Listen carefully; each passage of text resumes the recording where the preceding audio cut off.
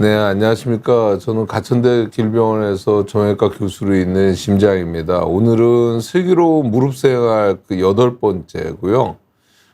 저희가 지금까지 이제 외래에 오셔가지고 의사 선생님을 만나고, 그 다음에 입원실로 이동을 해서 입원실에서 또 그 다음에 하는 전날, 또 수술하는 날, 뭐 이런 것들을 저희가 좀 살펴봤고요. 그래서 수술을 어떻게 하는지까지를 저번 시간에 살펴봤어요. 근데 오늘은 이번 시편에서 인공관절 수술 정답 및 오답, 인공관절 수술 정확히 알고 싶어요 라는 제목으로 이제 말씀을 드릴 건데, 우리가 인공관절 수술을 하게 되면 사실은 수술 전후에서 환자분들이 굉장히 궁금해하는 것들이 많이 있어요. 그래서 그런 부분들에 대한 질문들을 몇 가지 제가 가장 많이 받는 것들을 갖고 왔고요. 그래서 그런 것들을 같이 여러분들하고 공유를 하도록 하겠습니다. 항상 이제 먼저 본 거를 갖다 복습하는 시간을 가지면, 첫 번째 시간은 진료 시간 100% 활용하는 방법에서 우리가 일단은 대학병원의 복잡함을 알고 의대 교수들의 시스템을 알아서 우리가 조금이라도 그 교수님들한테 얻을 것들을 얻어야 되기 때문에 복잡하고 빠르지는 않지만 대학병원에 온 이유는 정확히 보기 위해서 온 거기 때문에 심도 깊은 진료를 위해서 그 시스템을 이해를 하는 것이 우선이에요. 그래야지 제가 말할 것들을 말하게 만들고 또 의사 선생님이 말할 것들을 저희가 들을 수 있게 그렇게 하는 것이 본인들한테 유리하다고 생각이 듭니다. 두 번째 시간에는 이런 것은 하지 마세요 제발요라는 거에서 의사 선생님들도 대학 교수님들도 사람이기 때문에 이 불편한 것들이 있으면 아무래도 좋을 게 없겠죠. 제 생각에는 환자는 당연히 아파서 오신 분이고 의사 선생님은 기본적으로 고쳐주려고 있으신 분인데 둘이 서로 안 좋을 것이 없잖아요. 그런 부분에서 얘기를 하면 일반적으로는 하여튼 착한 마음으로 솔직하게 묻고 대답하는 것이 가장 중요합니다. 가장 중요한 거는 이 중에서 착한 마음이 중요하냐, 솔직한 게 중요하냐, 뭐 이런 것들을 살펴보면 솔직한 게 제일 중요해요, 사실은. 의사 선생님들은 만약에 환자들이 잘못 얘기를 하는 것들이 있으면 거기다 기준을 맞춰서 진료를 하기 때문에 아무래도 오류가 나타날 수밖에 없어서 저는 사실은 착한 마음도 중요하지만 솔직한 마음이 더 중요하다고 생각이 듭니다.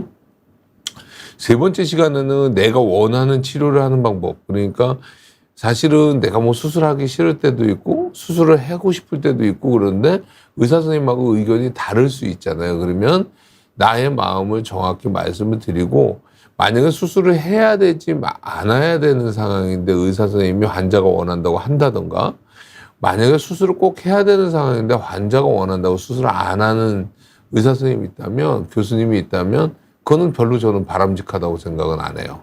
그렇지만 대부분에 있는 경우가 할 수도 있고 안 할 수도 있는 상황이라면 환자가 원하는 대로 환자의 성향에 따라서 대신에 맞춰가면서 그냥 안 하거나 그냥 무조건 하는 것이 아니라 그 사람의 환경에 맞춰가면서 하는 치료가 굉장히 중요하거든요. 그래서 제 생각에는 환자들이 본인들이 원하는 거를 솔직하게 말씀하시는 게 중요해요. 왜냐하면 그냥 그 사람이 알아줄 거니 하고 생각하는 거는 불가능해요. 저희가 하나님은 아니잖아요. 그러니까 솔직하게 말씀드리고 대신에 이 의사 선생님, 교수님들이 의견이 다르다고 하면 또 그거를 받아들일 준비를 갖고 계셔야 된다고 생각하시면 돼요. 그 다음에 이제 인공관절을 하기로 결정을 했을 때, 진료실에서 인공관절 수술을 위한 준비, 마음 단단히 먹자고요 라는 주제로 그때 얘기를 했었고, 그 대학병원이라고 하는 것은 굉장히 복잡합니다. 옛날에는 뭐 대학병원이 더 비쌌다고 그러는데 요즘 뭐 비보험을 잘 안 사용하기 때문에 비급여를 잘 안 사용하기 때문에 비싼지는 제가 잘 모르겠고요. 하여튼 일반 병원들보다 대학병원이 복잡한 거는 사실입니다. 그런데 어디에서든지 모든 병원이 마찬가지이겠지만 특히나 대학병원에서는 이 환자들이 기본적으로 질환들을 많이 갖고 계신 분들이 오는 곳이기 때문에 안전이 최우선이기 때문에 그래서 차분하고 꼼꼼히 준비하는 것이 중요하다고 제가 말씀드렸습니다. 이제 입원은 수술 전날 입원할 때 입원실 편에서 수술 전날 잘 보는 방법 그래서 말씀을 드렸었는데 조금 일찍 오고 그다음에 병원과 교수님을 믿고 솔직하게 정보를 제공하는 것이 좋습니다. 마취라고 하는 것은 상당히 어떻게 보면은 우리가 위험하자면 위험하고 또 요즘은 마취가 굉장히 안정화된 거는 사실이지만 그래도 항상 위험이 도사리는 곳이기 때문에 솔직하게 자기가 앓고 있는 질환들, 그 다음에 기존에 있었던 병력들 이런 것들에 대해서 정확히 제공하는 것이 중요합니다. 편하게 수술을 받는 방법. 그래서 저희가 수술을 할 때는 제가 동선을 쭉 말씀을 드렸어요. 이런 동선에 의해서 우리가 수술이 진행됩니다라고 말씀을 드렸고 각각의 단계마다 반복적인 안전 확인 작업들을 거치게 되거든요. 이런 것들도 다 같이 환자 안전과 병원 안전을 위해서 시행을 하는 거다라고 이해를 해주셨으면 좋겠습니다.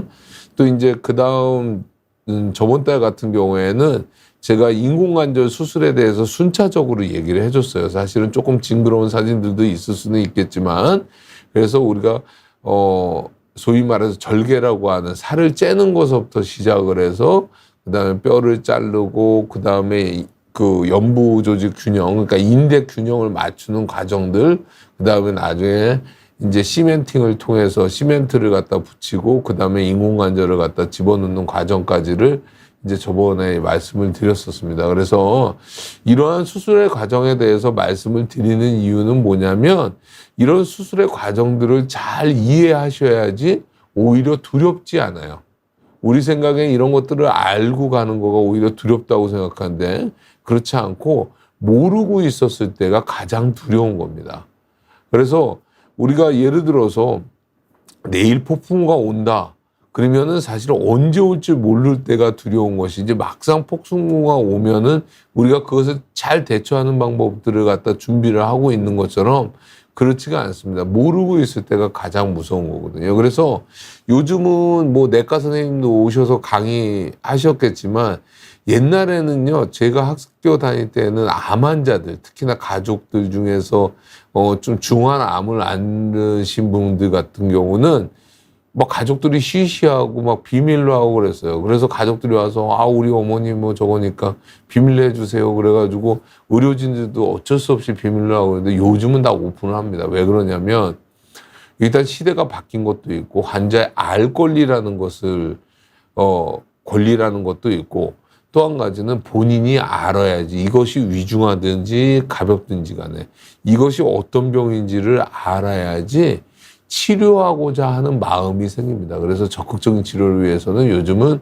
환자들한테 다 오픈하는 것처럼 이런 수술의 과정에 대해서 조금 무섭기는 하지만 잘 아셔야지 오히려 두려움이 줄어든다 그렇게 생각이 듭니다.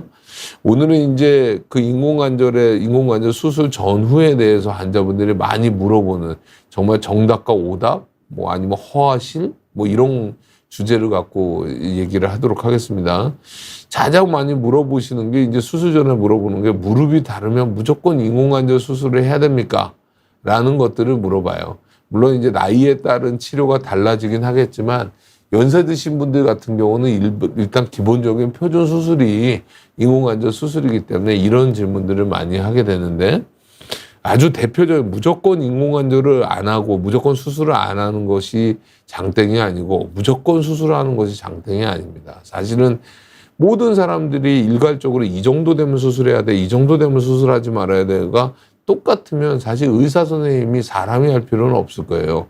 그냥 AI에다 집어넣어서 나는 가면은 뭐 수술을 해야 된다, 안 해야 된다, 이거 탁탁탁 정해버리면 되는 거잖아요. 그런데 우리가 수술을 결정할 때는 그 사람의 뭐 활동 능력, 그 다음에 나이, 성별, 그 사람의 환경, 여러 가지들을 의사 선생님들이 고려를 하기 때문에 똑같은 환자가 들어와도 이런 경우는 하지 않는 것이 좋겠습니다. 이런 경우는 하는 것이 좋겠습니다. 이렇게 얘기를 하는 거거든요. 그래서 아주 대표적인 예가 이 환자예요. 그러니까 63세 여자 환자였는데요. 이 환자가 연골이 찢어지고 그래서 다른 병원에서 오다리도 약간 있고 그러니까 절골술을 하자. 그렇게 얘기를 하고선 저한테 왔던 환자예요. 그래서 일단은 63세니까 벌써 한갑이 넘은 나이잖아요. 그래서 저는 그 절골수를 하지 않고 그러면 일단은 보존적 치료를 해봅시다. 또 이분이 굉장히 액티브해요. 그래가지고 막 여기저기 잘 돌아다니시고 여행도 잘 다니시고 그런 분입니다. 운동도 좋아하시고. 그래서 절골수를 하지 않고 그 대신에 운동 치료하면서 방바닥에 안 앉고 제 3종 세트 아시죠? 하나는 방바닥에 안 앉고 하나는 1시간 이상씩 걷고 그 다음에 틈틈이 통증이 있을 때마다 소염제를 먹고 요 3종 세트로 해서 잘 났어요. 그랬다가 이제 65세가 되셨을 때 보면 관절염이 더 오른쪽 보면 진행이 됐잖아요. 여기 이렇게 보시면은요. 여기는 그래도 붕 떠 있는 게 보여요. 멀리서 엑스레이가 보이는 거지만 그렇지만 여기 보시면은 이 관절면이 굉장히 좁아져 있는 모습을 보이고 요때보다는 오다리가 조금 더 심해진 거가 느껴요. 그래서 이제 중간에 아프다 제가 뭐 어디 학회 가가지고 다른 병원 잠깐 갔는데 인공관절 하자고 그랬다는 거예요. 근데 이분은 아까도 말씀드렸지만 굉장히 활동력이 좋으신 분이고 근력이 좋으신 분이에요. 그래서 제가 아닙니다. 아직은 아닌 것 같습니다. 제가 그랬죠. 인공관절 하는 경우가 걷다가 휘청하는 느낌이 있다. 이런 것들은 인공관절 빨리 하시는 것이 좋겠다라고 근력 약화가 와온 경우에는 하는 경우를 얘기를 하지만 근력이 어느 정도 보존되는 경우, 근력이 유지되는 경우에는 인공관절 수술을 다소 뒤로 늦춰도 돼요. 무조건 늦추고 무조건 하는 것이 아니라. 그래서 지금 벌써 이제 이 환자 거의 73세 됐어요. 지금 보시다시피 여기 보면은 관절은 더 많이 망가져서 이제 완전히 붙었죠. 붙고 그다음에 오다리도 훨씬 더 심해졌어요. 근데 아직도 근력이 좋아요. 그래서 제가 지금 수술을 안 하고 있고 저를 만난 지가 벌써 한 10년 된 거거든요.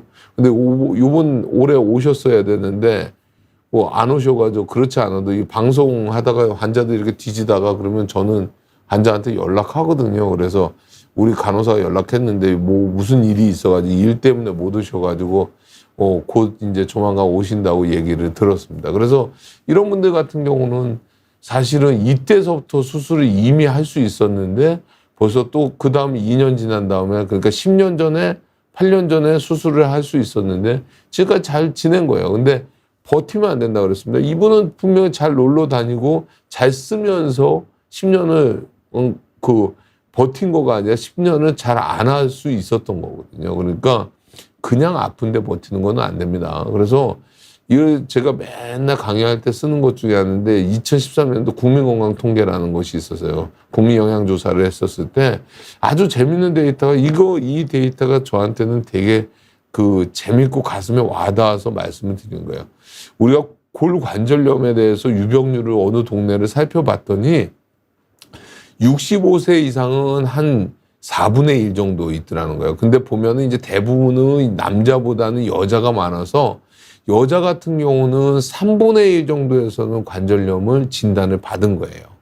근데 이 사람들이 엑스레이를 찍은 사진을 보니까 실제로는 그 3분의 1이 아니라 3분의 2 더블인 거예요. 2배인 거예요. 엑스레이상 관절염이 보이는 경우는.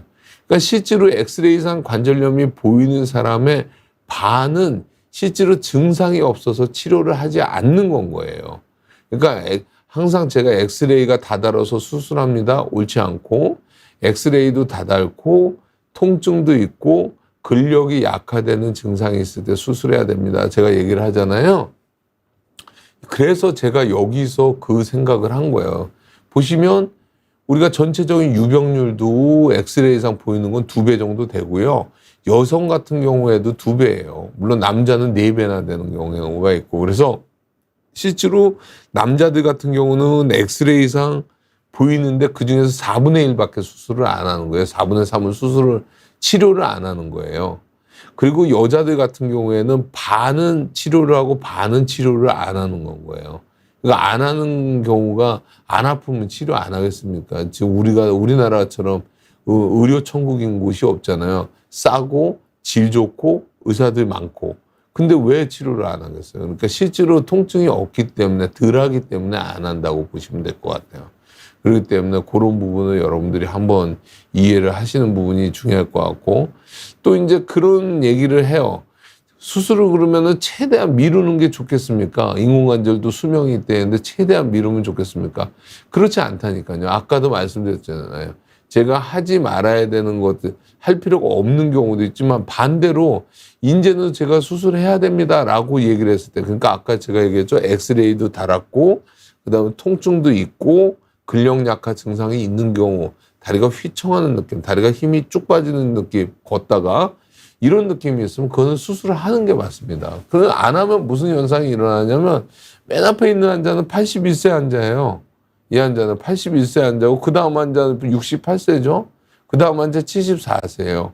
보면 다 어떻게 돼 있어요. 지금 고관절이 부러져서 오신 분들이에요.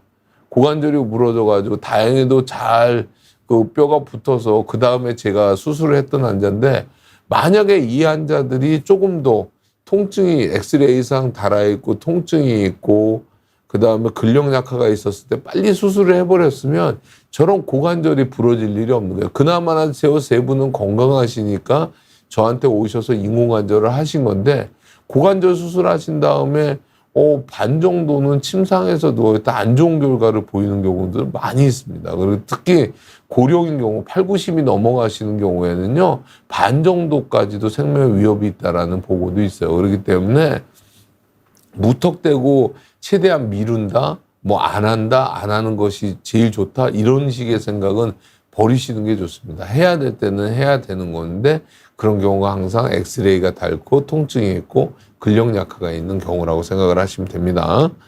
그 다음에 환자들이 많이 물어보는 것 중에 하나가 뭐냐면, 인공관절은 몇 년이나 쓸 수 있습니까? 이거 많이 물어봐요.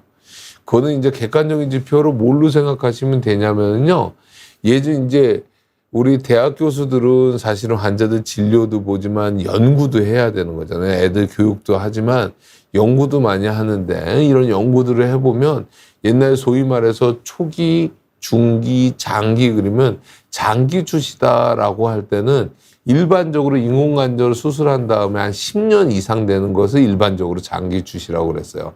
지금은 10년보다는 약 한 15년이나 20년 된 것들을 일반적으로 보고를 하고 있습니다.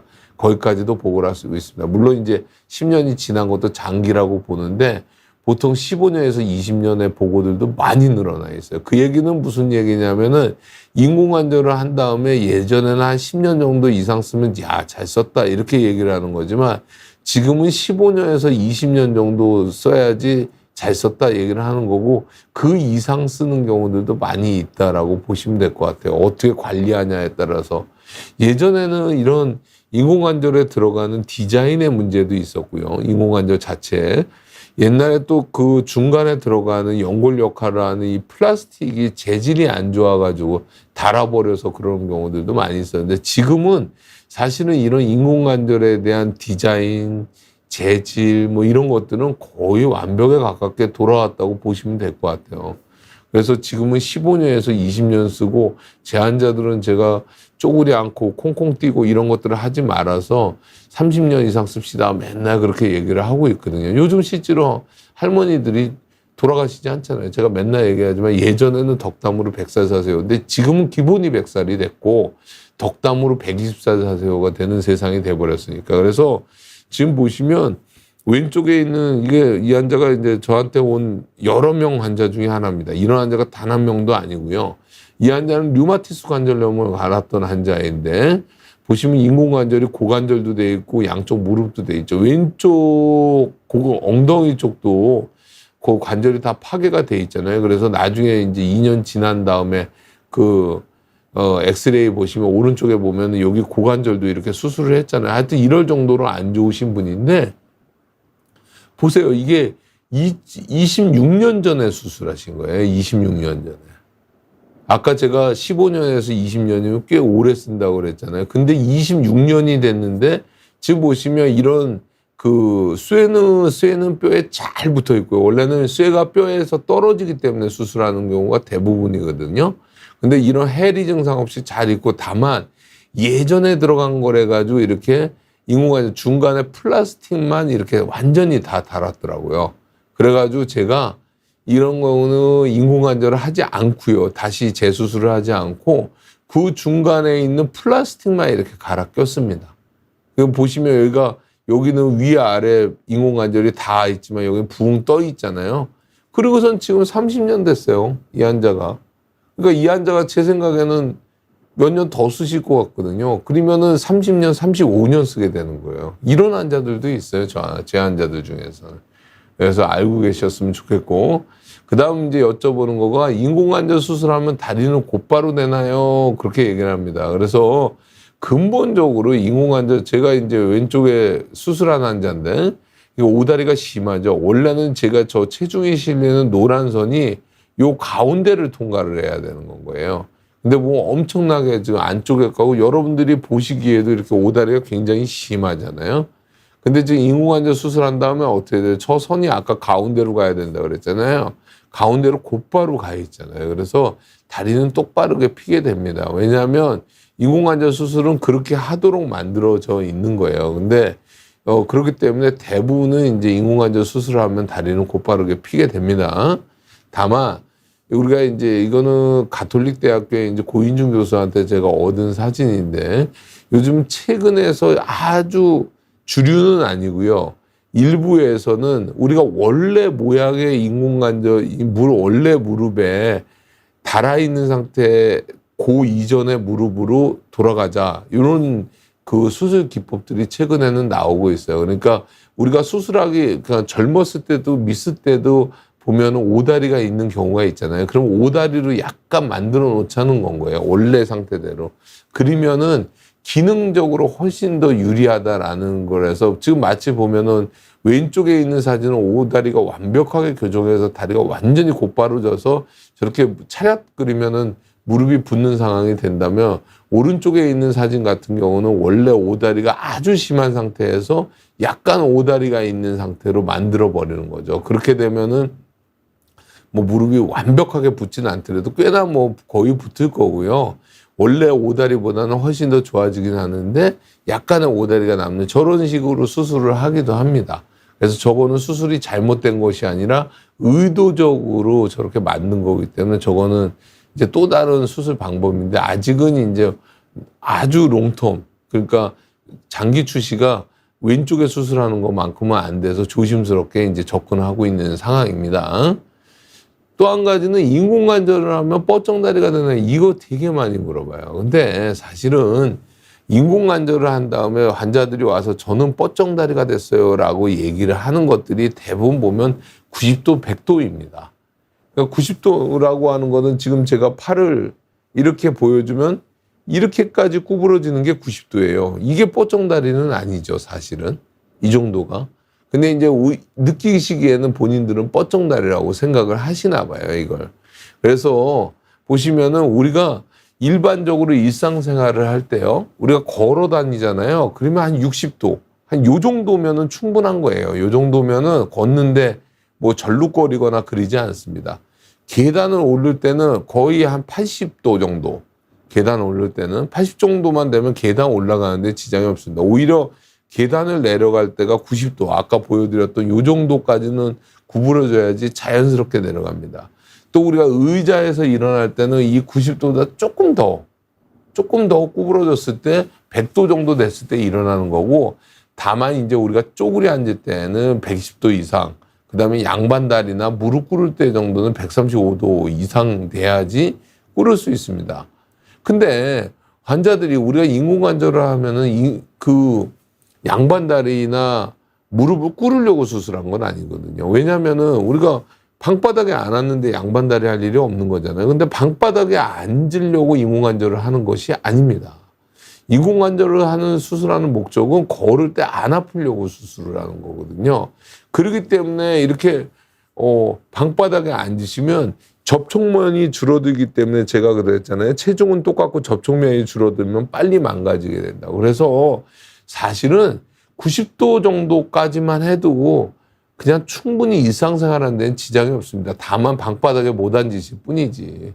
그래서 사실은 아까처럼 아까 뭐 30년 제가 보여드렸잖아요. 30년 되신 분들. 제 환자들 중에서 20몇 년 되신 분들 많은데요.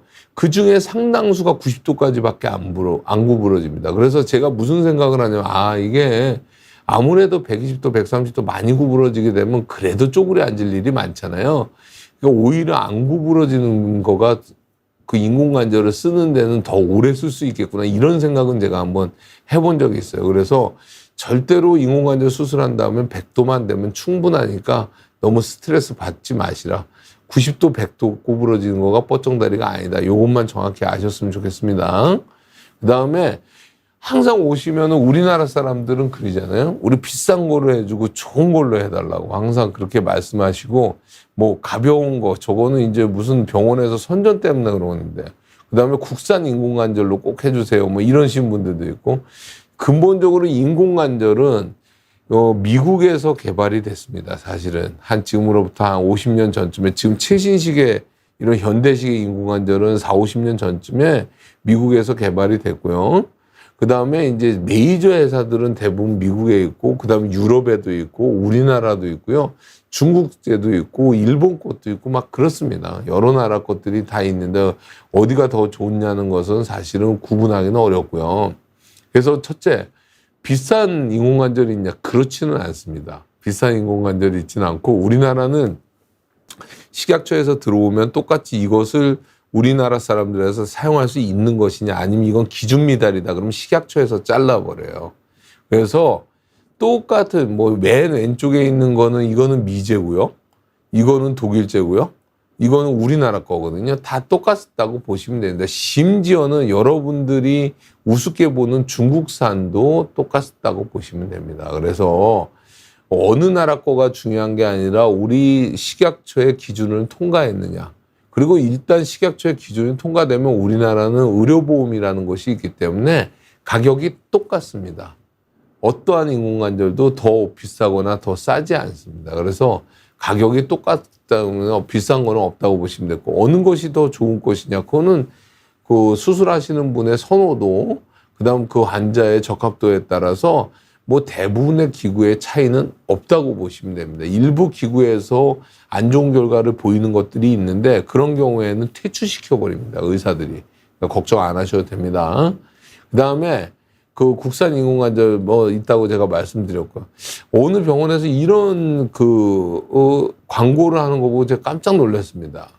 왜 그러냐면, 우리가 이제 보통 인공관절은 한 250g에서 300g 정도 되고요. 이렇게 가볍다고 표현하는 이 인공관절 같은 경우는 180g 정도 되는데, 이런 인공관절 같은 경우에는 이게 타이타늄으로 만드는 겁니다.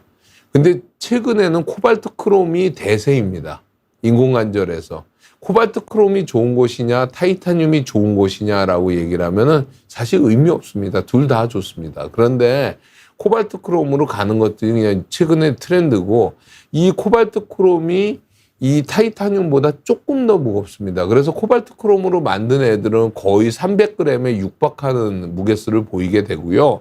그 다음에 타이타늄으로 만드는 거는 한 180g 정도 되게 됩니다. 근데 여러분들이 중요한 게 뭐냐면, 우리가 뼈를 자르잖아요. 뼈를 자르고 그 자리에다 인공관절을 갖다 놓게 됐는데, 우리가 잘라지는 뼈가 대부분 한 적게는 220g 정도부터 시작해가지고 280g 정도까지 됩니다. 제 환자들 제가 확인해 본 거 보면은요, 한 200g에서 300g 넘게까지도 잘라지는 경우들이 있거든요. 그럼 원래 빠진 거만큼 집어넣는 게 맞겠죠. 그러니까 저거를 가볍다고 무조건 장점도 아니고, 두 번째는 뭐냐면요, 실제로 그럼 이 제일 무거운 게 300g이고 제일 가벼운 게 180g이라고 치면 120g이거든요. 120g을 여러분들이 느끼실 거라고 생각을 하십니까? 절대로 못 느낍니다. 120g이면 돼지고기 한 근이 600g이라고 봤을 때 그것의 5분의 1이에요. 그 5분의 1의 그 무게를 여러분들이 고기를 들은 다음에 내가 이거를 느낄 수 있다? 저는 그렇게 보지 않습니다. 그러니까 그 무게만 들면은 뭐 느낄 수도 있겠죠. 빵하고 120g을 들면 무게를 느낄 수 있겠지만, 180g하고 300g을 갖다 들었을 때는요, 약간 이것이 무겁다라는 것만 느끼지 그렇게 큰 차이 못 느낍니다. 그래서 기구를 갖고 광고를 하는 거는 저는 조금 아쉬워 보입니다. 이게 인공관절 수술을 어떻게 잘했냐에 따라서는 오히려 좋고 나쁨이 아니라 그 수술의 차이에 따라서 문제가 되는 것이지, 뭐 100이 뭐 180g이라서 오히려 훨씬 더 안 좋습니다. 그렇기 때문에 타이타늄하고 이 코발트 크롬이라는 합금의 차이인 것이기 때문에 저런 것들은 제 생각에는 좀 아쉬운 광고들이라고 보입니다. 그다음에 이제 그다음 많이 물어보시는 것이 로봇 수술이 더 정확한 거예요. 로봇 수술을 하면 보통 이제 각 병원마다 틀리긴 하지만 100만 원에서 200만 원 정도 더 많이 받기 때문에 환자 부담이 더 늘어나는 것은 사실이잖아요.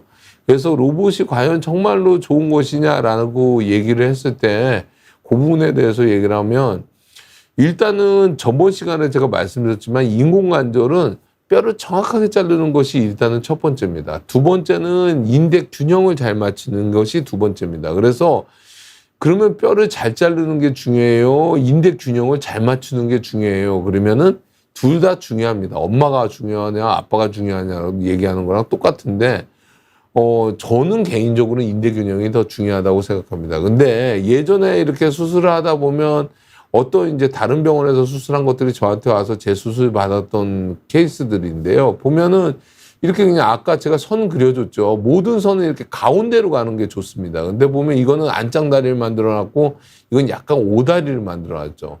이렇게 하더라도 환자들 생각보다는 잘 걷습니다. 문제 없이 잘 걷습니다. 이거 같은 경우 보면은 이 중간에 쇠하고 쇠 사이가 엄청 길어졌죠. 이거는 인대 균형을 잘못 맞춘 거거든요. 그래서 이런 인대 균형에 관한 문제, 골절제에 관한 문제가 있는데, 이런 로봇 수술 같은 경우에는 이 골절제를 정확히 할 수 있는 겁니다. 그래서 보시면 이거는 다른 병원에서 수술한 건데 로봇을 갖고 수술한 거고, 보시면 아주 정확하게 가운데를 지나가게, 아, 이거 내가 한 거구나. 제가 한 건데 보면 이렇게 가운데로 정확하게 지나가게 돼 있잖아요. 이런 수술은 굉장히 잘 돼 있는 수술이죠. 근데 사실은 로봇만 갖고 이렇게 가운데로 정확하게 뼈를 정확히 자를 수 있냐, 그렇지는 않습니다. 사실은 경험이 많은 선생님들 같은 경우, 혹시 아니면 이제 내비게이션이나 아니면 다른 시암들을 통해서도 저렇게 정확하게 뼈를 자르는 것들은 얼마든지 할 수 있습니다. 그래서 로봇의 가치가 뼈를 자른다는 것만 쓸 수 있어요. 이 로봇으로 인대 균형을 맞출 수 있는 거는 현재까지는 아니거든요, 사실은요. 그래서 인대 균형 같은 경우는 수술자의 철저한 그 의존이 되기 때문에 수술자가 얼마나 잘하느냐에 따라서 인대 균형을 잘 맞출 수 있는 것이지, 로봇이 인대 균형을 맞춰주진 않습니다. 다만 제가 이제 저는 교수로서, 연구자로서, 또는 이제 환자를 보는 사람으로서 보면 향후의 미래에는 분명히 로봇으로 갈 것으로 저도 예측을 합니다. 왜냐하면 그렇게 될 수밖에 없는 것이고, 또 한 가지 로봇 같은 경우는 이렇게 소위 말해서 엑스퍼트, 그러니까 전문가들, 오래 경험이 많으신 분들한테는 사실 로봇이나 그냥 수술하는 거나 크게 차이가 없어요, 현재 상태에서 본다면. 그런데 우리가 초신자들, 그러니까 전문의가 되고 이제 막 의협을 시작하는 그런 선생님들한테는 분명히 로봇이 저는 도움이 될 거라고 생각은 하고 있습니다. 다만 지금 보시면 옛날에 제가 로봇 수술했던 거, 저희가 나왔던 거고, 그러면 제가 항상 환자들한테 얘기를 하는 거가 뭐냐면은, 그러면 환자들이 와서 로봇으로 하면은 이러이러한 장점이 있는데 선생님 로봇으로 안 하나요? 그러면 제가 항상 모든 것에는 단점이 있기 때문에 단점은 뭐라고 생각을 하십니까? 이렇게 제가 물어봐요. 근데 사실은 우리가 장점만 듣고 오지 단점은 듣고 오질 않습니다. 그러면 로봇은 단점이 없나요? 그렇지는 않죠, 사실은. 다 로봇도 단점이 있고 장점이 있는 거죠. 아까 제가 말씀드렸잖아요. 장점은 뼈를 정확하게 자를 수 있다는 거. 하나 아쉬운 점이 있다면 인대 균형까지는 못 맞춘다는 거. 대신에 인대 균형을 보여주기는 합니다, 모니터에서. 근데 단점을 한번 볼까요? 그러면 일단은 이 로봇을 하려면 일부 안 그런 로봇들도 있긴 하지만 대부분 요렇게 보면 트래커라고 그래가지고요. 요렇게 우리가 수술하다가 중간중간 확인이 돼야 되는 것들을 갖다가 확인하기 위해서 요런 트래커를 달게 됩니다. 요런 트래커를 달게 되면 아무래도 구멍을 다시 살도 좀 더 째야 되고요. 거기다 뼈에다 구멍도 뚫어야 됩니다. 저게 나사 형식으로 되어 있기 때문에 따로 구멍을 뚫어야 되는 건고요. 이런 거는 설명을 잘 안 들으시잖아요. 그리고 이런 트래커들을 설치해야 되고 로봇이 왔다 갔다 해야 되기 때문에 사실은 제가 원래 수술할 때 한 요만큼 수술한다면 실제로 로봇을 하고선 제가 재보면은 조금 더 이렇게 많이 째게 됩니다. 그것은 있기 때문에 사실은 조금 더 째는 면도 있고요. 이런 트래커들을 갖다가 설치를 해야 되기 때문에 제가 인공관절 수술에만 집중하는 시간보다는 조금 더 늘어나게 됩니다. 저런 것들이 나중에 시간이 되면은요, 점점 시간이 조금 줄기는 하는데, 그렇다고 해서 로봇 없이 수술하는 거가 로봇 이씨 수술하는 거랑 비교를 해보면 로봇이 수술하는 게 수술 시간은 조금 더 걸리게 됩니다. 그래서 저는 이제 특히나 연세 드신 분들 같은 경우는 그래서 가급적이면은 로봇을 피하는 경향이 있습니다. 그래서 아쉬운 점은 뭐냐면 좋은 거 알겠는데 뼈 잘 잘라주는 거 알겠는데 대신에 뭐 인대는 아직은 못 맞춰준다고 제가 말씀드렸죠. 아쉬운 점은 첫째로는 이제 뭐 고비용인데 돈을 더 내야 되는데 뭐 그것까지는 우리가 할 수 있어요. 그리고 우리가 이제는 옛날보다 좀 더 잘 살게 됐으니까 그 정도까지는 할 수 있는데 첫 번째로는 절개가 커져요. 째는 거가 조금 더 커지는 경향이 있고 그 다음에 수술 시간이 증가된다는 거. 그 다음에 저렇게 트래커를 박아야 되기 때문에 위아래에 사실은 그냥 정상적인 로봇 없이 수술할 때는 뚫지 않아야 되는 구멍들이 생긴다는 것들은 단점이라고 볼 수 있겠습니다.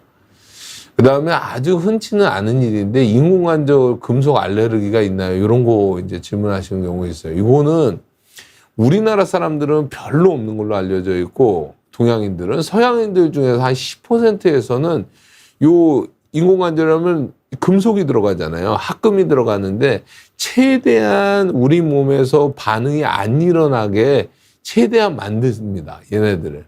근데 그럼에도 불구하고 어쨌거나 저쨌거나 이물질이잖아요. 이물질이다 보니까 이런 니켈이나 코발트 크롬이나 아니면 크롬에 의해서요.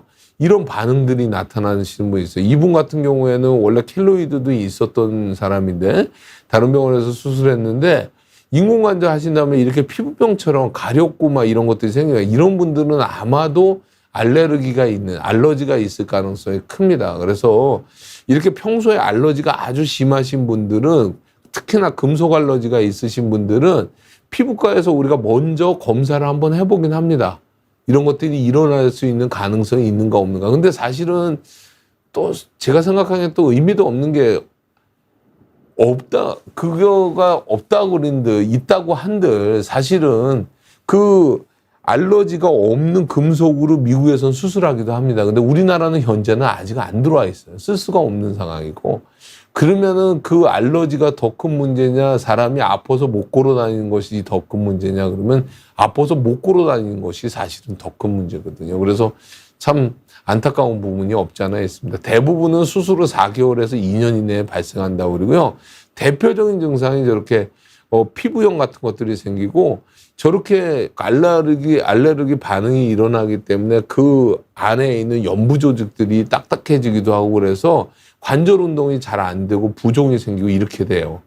그래서 이런 경향이 있고 마지막 이제 질문 중에 인공관절 수술하는데 소리가 나는데 망가지는 건 아닌가요? 이렇게 질문하는 거예요. 환자들이 걸을 때 더그럭더그럭 하신다고 하시는 경우가 있어요. 그게 왜 그러냐면 인공관절을 이렇게 보시잖아요. 그러면 이렇게 플라스틱 쇠예요.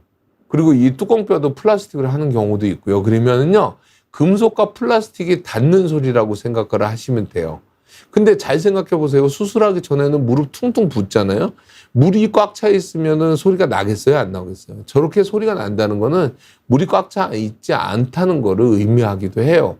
또 한 가지는 어떤 소리가 있냐면 우리가 앉을 때 뚝 하는 소리들이 있는데 힘줄이 튕기는 소리들도 생길 수 있고요. 그 다음에 사각사각 소리가 나는 것들은 흉터 조직이 이렇게 닿는 소리예요. 지들끼리. 근데 이 세 가지 다 큰 문제가 없다고 생각하시면 됩니다. 그래서 제가 항상 얘기하는 것이 통증이 없는 소리는 그냥 무시하시면 됩니다. 근데 이제 소리가 문제가 될 때가 있어요. 요거가 중요하겠죠. 요거는 알으셔야 되겠죠.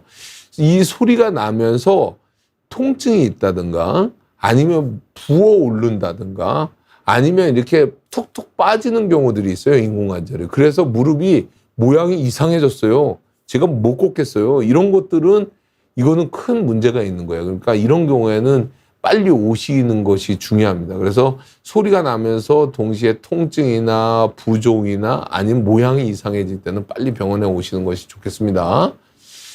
여기까지 해서 오늘 두서없이 설명을 드렸는데 오 다음 시간이 뭐 그래도 오늘은 좀 비어있나 봐요. 그래서 하여튼 빨리 끝나기는 하는데 이제 질문은 그래도 오늘 들어온 거는 다 말씀을 드릴게요. 80세 어머니 인공관절 생각 중인데 케바케가 뭐죠? 케바케라 걱정이 되네요. 인공관절 수술하신 분들 예후가 케이스 바이 케이스를 케바케라고 그러는구나. 제가 우리 PD 선생님은 굉장히 젊으셨는데요. 저는 이제 올드가이가 됐나 봅니다. 저 말도 못 알아보고. 케이스 바이 케이스라 걱정이 되네요. 인공관절 수술하신 분들 예후가 어떠신지요? 수술이 고민됩니다. 만약에요, 환자분이 아프시고 잘 거동을 못해서 아파가지고 거동을 못하신 분이면 저는 무조건 하라고 그럽니다. 사실은 인공관절이 어떠신 분들은 굉장히 만족하시는 분들도 있고 굉장히 만족하지 않으시는 분들도 있지만 제가 무릎에 인대 수술, 스포츠 메디슨, 스포츠 손상에 대한 수술도 많이 하고요. 제가 절골술도 많이 하고요. 관절경도 많이 하지만 사실은 인공관절만큼 아주 표준화돼서 결과가 나타나는 수술은 별로 없습니다. 그래서 인공관절 수술은 아주 대부분이 만족하는 수술이지. 그러니까 내가 거기서 조금의 불만이 있는 것이지 인공관절 수술을 하고 나서 오히려 더 못 걷습니다라는 경우는 없거든요. 그러니까 뭐 특별한 문제만 없다면 잘 선택하셔서 인공관절은 하시는 것이 오히려 맞습니다. 아까 말한 제가 엑스레이 망가져 있고 통증이 있고 근력 약화가 있는 경우에는 하는 것이 맞습니다. 자, 무릎 연골이 다 닳아버리면 인공관절을 합니다. 대부분의 사유는 연골을 많이 써서 닳았다고 하는데 그럼 무릎을 많이 사용하면 안 되는 건가요? 예전 어르신들은 노동으로 그런 경우가 많지만 그런 운동을 많이 해도 안 좋을까요? 적정선은 어느 정도일까요? 적정선이라는 거는 저는 없다고 봅니다. 우리가 쉽게 한번 생각해 볼까요? 쉽게 생각하면 우리 연골은 탄성섬유예요. 탄성섬유의 아주 대표적인 것이 고무입니다. 우리가 운동화를 많이 쓰면 오래 쓰면 닳죠. 근데 뭐 지금 젊으신 분들은 다락이 뭔지 모르겠지만 저희가 어렸을 때는 옛날에 다락이 있었어요. 그러면 우리가 운동화를 갖고 다락에 놓아놨다 깜빡 잃어버리고 3년, 5년 뒤에 끝나면 고무가 부서져서 내려옵니다. 어른들이 뭐라고 표현하냐면 고무가 사갔다 그렇게 표현하거든요. 그래서 연골이라고 하는 거는요, 마찬가지 생체 연골도 너무 많이 쓰면 닳아요. 그리고 너무 안 쓰면은 안 움직이고 있으면 그 세포가 깨져서 나오게 되는 거거든요. 그래서 예전에는 근데 닳는다는 것이 우리가 걷고 움직이는 상태에서 닳는 것보다는 쪼그려 앉아서 닳는 것들이 훨씬 더 많은 거예요. 그래서 문제가 됐던 거예요. 근데 예전에는 침대도 없었고 소파도 없었고 식탁도 없었잖아요. 근데 지금은 다 있잖아요. 그러니까 그렇게 닳지 않아요. 그래서 지금도 여전히 젊은 친구들도 방바닥에 쪼그려 앉는 그런 자세를 하는 경우들이 있는데 그러니까 방바닥에 앉아서 양반다리를 해서 닳는 거가 아니고요. 방바닥에 앉으려면 우리 옛날 푸세식 화장실 쪼그려 앉는 자세를 하게 되잖아. 그때 찢어지고 그때 닳게 되는 거거든요. 그래서 방바닥 생활을 안 하시면 그렇게까지 많지 않을 거라고 생각이 들고 운동을 많이 해도 닳냐. 우리가 운동을 많이 한다고 아무래도 안 하는 것보다는 훨씬 많이 닳겠죠. 그렇지만 운동을 하면 또 반대로요. 근력이 보강이 돼서 무릎의 안정성을 제공하기 때문에 오히려 또 더 닳지 않습니다. 우리 생각에 운동을 하면 많이 닳는데. 근데 이제 문제는 뭐냐면 운동을 하다가 다치게 되면 그거는 이제 손상이 그쪽이 관절염이 외상후 관절염이 빨리 진행될 수 있을 수 있는 거죠. 그래서 적정선이라고 하는 것은요. 본인이 할 수 있는 운동 선까지가 맞습니다. 그리고 무릎에 좋은 운동들이 있어요. 예를 들어서 수영이라든가 아니면은 뭐 자전거라든가 아니면은 뭐 조깅, 걷는 거 뭐 이런 것들이 있는데 제가 항상 얘기하지만 모든 운동은 지속 가능한 게 좋은 겁니다. 지속 가능한 게 좋다는 얘기는 무슨 얘기냐면 재밌어야 되는 거예요. 그래서 어떤 운동을 하더라도 자기가 이제 피곤도가 아주 극에 달았는데 그걸 더 이상 하는 운동, 그 프로페셔널 선수가 아닌 이상은 더 해가지고 망가뜨리는 거는 안 좋은 거고요. 적정선은 내가 힘들어 더 이상 못한다고 할 때는 멈추는 것이 적정선이라고 할 수 있겠죠. 어머니께서 76세시고 관절염 골다공증이 있는데 병원에서는 무릎 인공관절 수술을 고려해보라고 들으셨어요. 통증이 아주 심하진 않은데 관절 수술을 하지 않고 연골의 재생 또는 더 악화되지 않는 방법이 궁금해요.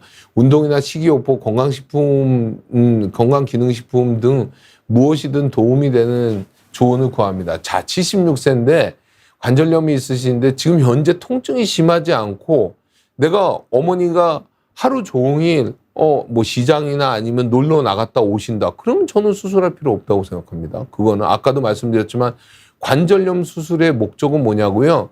하나는 안 아프고 움직일 수 있게 만들기 위해서 하는 거예요. 걸어 다닐 수 있게. 안 아프고 걸으려고 수술하는 겁니다.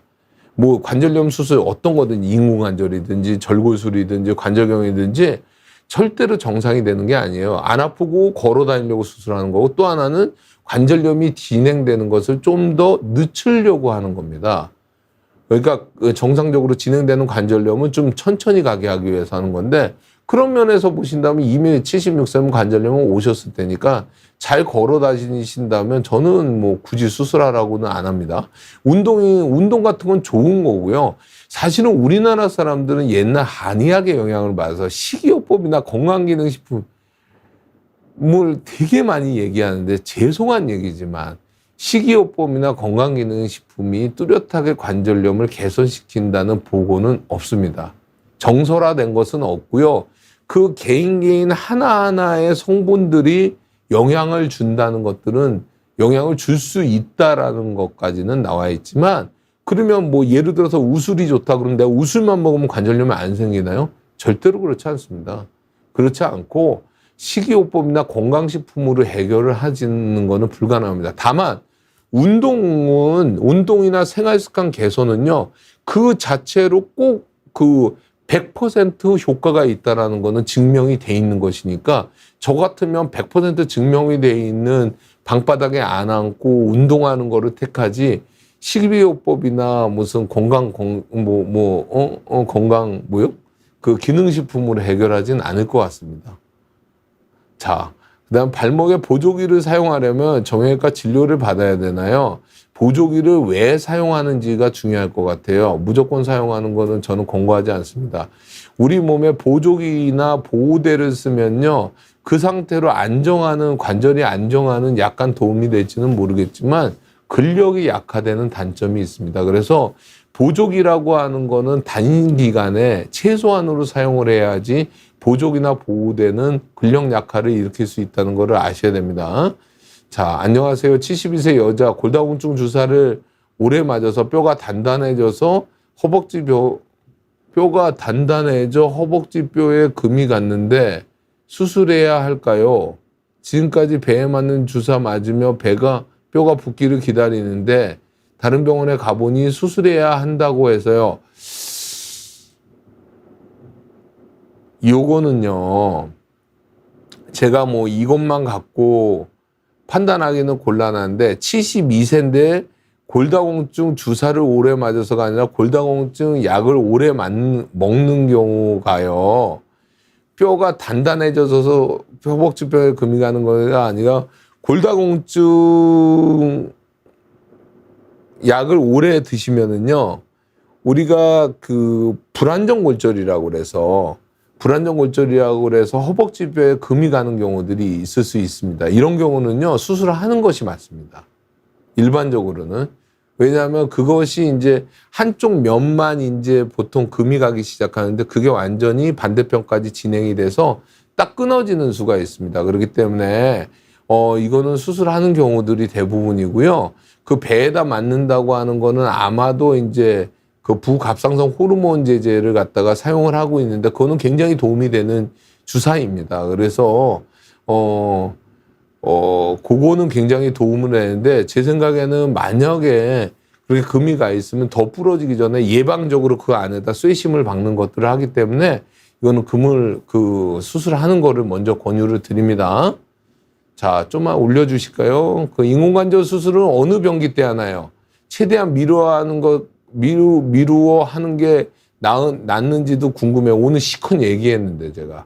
한 번 하면 영구적으로 사용할 수도 있나요? 아까 시큰 얘기했는데.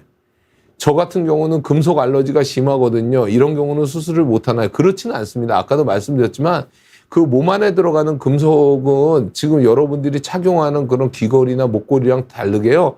상당히 알러지가 적게 만드는 겁니다. 근데 그럼에도 불구하고 그런 것들이 있을 수 있다는 것이지 모든 사람이 그렇다는 것은 아닙니다. 어느 병기에 하냐요? 보통은 이제 3기, 4기 때 한다고 제가 말씀드렸었고요. 근데 이제 65세 이상은 KL 그레이드 이제 3기 때 65세 이하는 4기 때 하게 됩니다. 근데 아까도 얘기했지만 엑스레이상 연골이 다 닳았고 그 다음에 통증이 있고 그 다음에 근력 약화가 있는 경우는 빨리 하는 것이 좋겠다라고 얘기했습니다. 최대한 미루는 게 장땡은 아니라고 그랬고 미룰 수 있는 상황은 엑스레이가 다 닳았음에도 불구하고 근력이 좋아가지고 이 일상생활하는데 지장이 없는 경우에는 저는 그거는 뭐 조금 이따가 해도 된다고 생각합니다. 그 다음에 영구적으로 사용하냐. 아까 말씀드렸죠. 우리가 보통 장기 출시라는 걸 옛날에는 10년 이상을 봤는데 지금은 15년에서 20년 정도 나와 있고 어떻게 사용하냐에 따라서 조금 더 아까 30년 쓰는 것도 보여드렸습니다. 그래서 영구적으로까지는 아닌 것 같고요. 지금은 한 20년 전으로 생각하시면 되지 않을까 그렇게 생각은 일단은 하고 있습니다. 그래서 우리가 같은 자동차를 사더라도 어떤 사람은 몇십 년, 10년 이상 쓰시는 분도 있고 어떤 사람은 5년 만에 망가뜨리는 사람도 있잖아요. 그러니까 우리가 망가뜨리는 이유 중에 하나가 쪼그리 앉는 거랑 콩콩 뛰는 겁니다. 그렇지만 않으면 오래 쓸 수 있으니까 잘 그렇게 한번 사용해 봅시다. 다 한 거죠. 그래서 오늘 여기까지 질문 들어온 거는 제가 다 답변을 해드렸고요. 다음 시간에는 이제 원래는 제가 네 번째 주 월요일 날 제가 강의를 해드리는데요. 다음 달에는 제가 외국에 나가서 뭐 학회 발표할 거가 있어가지고요. 다섯 번째, 맨 마지막 주 월요일 날 4시에 하도록 하겠습니다. 그래서 슬기로운 무릎생활 9편째 이번 시편을 해서 이제는 내가 운동할 시간, 그래서 인공관절 수술 직후에 이제 재활 운동에 대해서 말씀을 드리도록 하겠습니다. 부족한 강의 들어주셔서 감사합니다. 고맙습니다.